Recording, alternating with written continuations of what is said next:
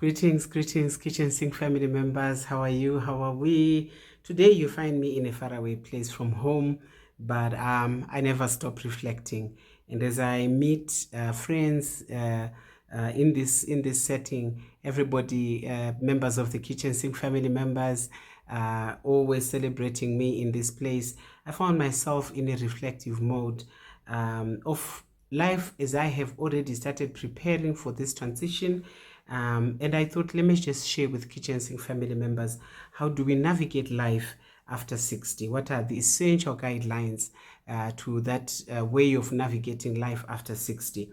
And because life after 60 has its own opportunities and challenges, and there are some key guidelines so that, we can thrive in this chapter of our lives. Before we jump into what we are looking at today, and today we are looking at health and wellness. I will do this in series. This is number one focus in the series. Let me begin by saying that during the learning and earning years in our lives, which is years after university or tertiary training, up to about around 50, these are what we call the learning years and the earning years. After those years, we have a lot of, during those years, we have a lot of time. We are full of strength. However, there's a bit of challenges with finances. They may not be as readily available as we may desire for finances to be. But as you grow older, finances begin to stabilize, and but time and strength begin to wane away.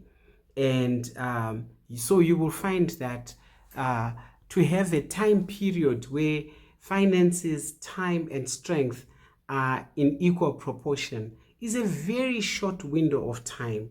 And unless you've even heard about this, you may not even know about this phenomenon that in life, at the beginning of life, we are full of strength. We have so much time.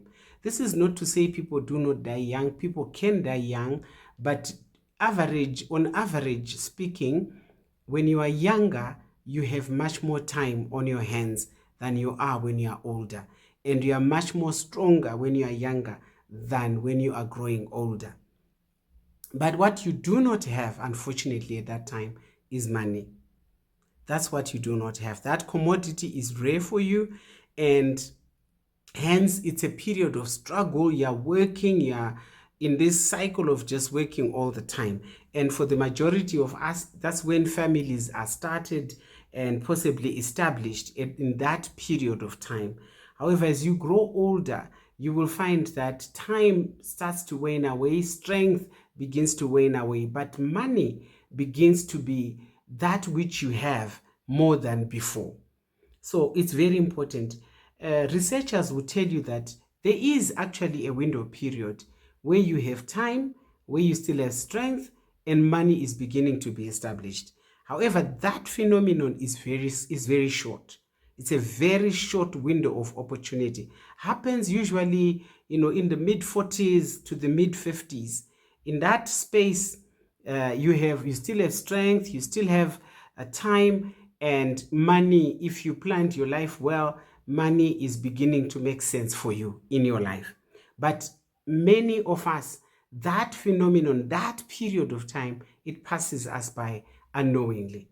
And by the time you become conscious that, oh, I'm no longer as strong as I used to be, I don't have time as I've always thought I'll always have time, and yet now I have a bit more money in my pocket, time and strength would have passed you by. So this is what I would like us to discuss in this series, some of those characteristics of this phenomenon. So just like with anything, God is gracious and compassionate. He is slow to anger and abounding in grace. In Psalm 92, verse 13 and 14, which we all love in this age, particularly 60 years and above, those who are planted in the house of the Lord shall flourish in the courts of our God. They shall still bear fruit in old age. They shall be fresh and flourishing. somebody actually said to me, hey, in this place, Maranganai, you're looking fresh on kitchen sink channel. And I was happy to hear that. And I'm striving to remain as fresh as I can be until the final day. And we all can do that. So what am I talking about today? We are focusing on health and wellness. In this new chapter, in this new place where we are, health and wellness becomes a major aspect of importance to us. Because even if you have money, and you don't have good health, you will not be even able to partake, and enjoy your money in this age. So to be healthy and to be strong, to be well to the best of your ability is what you want to strive for when you have turned the age of 60 and beyond. You want to be strong. So how do you achieve that? You want to schedule regular preventive screenings and checkup. Sometimes as people, particularly people of my color, we don't want to spend money on preventive management of our own health. We panic when disease has knocked on your door. But before that, to say to ourselves, let's schedule a regular preventive screening and let's have regular checkups, like annual checkup with your doctor. And I mean, from my little experience, I recommend at our age, 60 years and above, you of necessity need to have at least a family doctor, at the least a family doctor that you can easily pick up the phone and they have your history already. That's very important. For some of us, you've picked, conditions along the way, high blood pressure, high blood sugar, whatever else, other conditions, asthma, allergies, other conditions that we pick up as we grow. If you already have those conditions, you probably need to have to be under the care of a specialist. In our region, we call them physician. I know they are given different titles in different spaces. You need to be under the care of a physician so that they have your history, you know them, they know you, and you have that relationship. It's important, I'm saying, after the age of 60. If it is not a specialist physician, at least it's a family doctor. It's somebody who can speak for your health and wellness without, raising questions. Very important. And then when you have established that relation, it might also mean a need for to belong to a medical aid society, as we call them in Zimbabwe, medical health insurance, some places call them, or whatever name. This is a facility that will cover, when you need to be seen by doctors, when you need medication, or you need hospitalization, you need to belong to such an organization as of necessity. Even much more important, because particularly say in our area, a lot of these medical health organizations that provide medical aid, they stop giving it easily at 60. So if by now I did not have a medical aid, for example, it's harder for me to belong to one now. So 40-year-old, 50-year-old, here, make sure you have already started planning for your wellness for when you are past the age where medical aid societies accept you. And how do you do it? By joining them much earlier. It's very, very important. The majority of our medical aid societies, they accept you easily or easier before you reach the age of 60. I do not know what they do to accept you after the age of 60, but all I know is, please be warned, make a plan before you turn 60 to belong to a medical aid society. This is very important. Over and above that, stay physically active with appropriate exercising. Very important. Walking comes in highly recommended. Swimming comes in highly recommended. As usual, in my Ranganai's world, I took myself and my husband for swimming lessons a few years ago before COVID. And we were progressing nicely, I mean, I could swim because I grew up near a river in our village, and so I could swim, but not a well-defined way of swimming. But I don't believe that I could drown if I find myself in such a circumstance. And we were trying to spruce up those skills through training. and unfortunately COVID stopped us, and we've never recovered to the point we go back for that training. But swimming is another very good way of keeping yourself fit. You can walk, you can jog if you can, if your knees permit, but walking is good enough. And I was told by a nutritionist once upon a time that, if you can do power walking, please go ahead and do it. But the bottom line is something that will keep your body agile for longer periods. So ordinary just walking will suffice. At least 3 times, minimum 3 times a week, 4 times, 5 times when your health permits. But we need to ensure that I'm physically active, and I do so by engaging in appropriate exercise.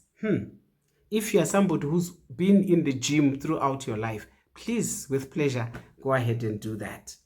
And then also maintain a balanced diet, rich in nutrients for the brain and for bone health. So the crucial, when you are younger and you're growing, you need muscles, you need the sinews, you need everything to ensure that you grow. Your collagen, you need a lot. But when you're growing older, what becomes crucial for you is that your brain is well taken care of, your bone is well taken care of. And that is very important. That's why when you go for your annuals, they begin to make sure that your bone density is measured, your mental prowess is measured, and even be honest with yourself. I know we begin to forget, but beyond forgetfulness, I always cherish a dear sister who once came to me and said, you know what, my children and my husband are telling me that I'm talking too much. And growing up ever in my life, I've never been somebody to talk, but everyone is concerned with how I'm talking. And I'm trying to say to them, no, it's not true. But they keep telling me that, I'm changing behaviorally. And she was able to curb possible deterioration into dementia by accepting that things have changed in her life. And she started implementing, using people around her, accountability, and giving them permission to say, if I start talking too much, please tell me. I will stop, and I'll check myself on what it is that I'm trying to how I'm trying to express myself. Or if I'm doing something really out of the norm, just make sure that you remind me. I've observed that my sister from since then, and I've seen that she has successfully stopped a progression to which by now I don't know where she would have been, but I'm seeing her live life within her normal ranges, and she's successful at doing whatever it is that she would like to do. How do you do that? These are some of the behaviors that you want to begin to employ. Have such a healthy relationship with those around you that they will tell you that you are missing the point, that you're beginning to behave, in ways that are untoward, and they can help you curb certain deteriorations before it happens. Very, very important. And also engage in some kind of training, education, just to engage your mind. Don't stay at home in the dark, watching TV, doing nothing. Do something for which you need to engage your mind so that you're active, your mind is active throughout life. That is very important. And then the other thing, obviously, to follow such a point is prioritize quality sleep and address any sleep issues. So if you find yourself awake, half the night, it's not right. And it will work against you when it comes particularly to mental wellness. So you need to make sure that you prioritize sleep. And if there are any problems, alert the doctors about that, and sometimes even your family. I find for myself, I realize that I don't want to watch television, what do they call those programs with high speed and the guns and what. I can't do that. It's a waste of time, because then when I go to sleep, I'm not going to sleep well, and it steals my sleep pattern. And once my sleep pattern is interrupted, it takes me much longer to settle back into my normal sleep pattern. So check your sleep pattern, and if you have people around you that can assist you to ensure that you sleep early, you sleep well, please go ahead and do that. I also would like to say, process certain things, troubling issues out of your system sufficiently before it's dark. Make sure you reach a point where you can say, okay, this I can press a pause button, I'll carry on with it tomorrow. And don't allow yourself to go to bed with something that's really troubling your soul, for which you can't calm yourself sufficiently to ensure that you come to bed to sleep. So it's very important. Sleep is very, very important, and you must enjoy it. And then practice mind sharpening activities like puzzles and or learning new skills. I already said this. This is very important, dearly beloved. So as we're growing older, we will talk about other things, but today we wanted to just focus on health and wellness. It's very important because scripture has told us, and we will read this scripture again and again, that we are still bearing fruit in old age, and we will be fresh and flourishing. There's no excuse for not being fruitful, for not feeling fresh, for not flourishing in your life. I believe that, kitchen sink family members, we will remain fresh, we will be flourishing, we will be established, and will continue to bear fruit. Let's keep doing that. Thank you so much for coming. Thank you for watching. Have a blessed day. Thank you.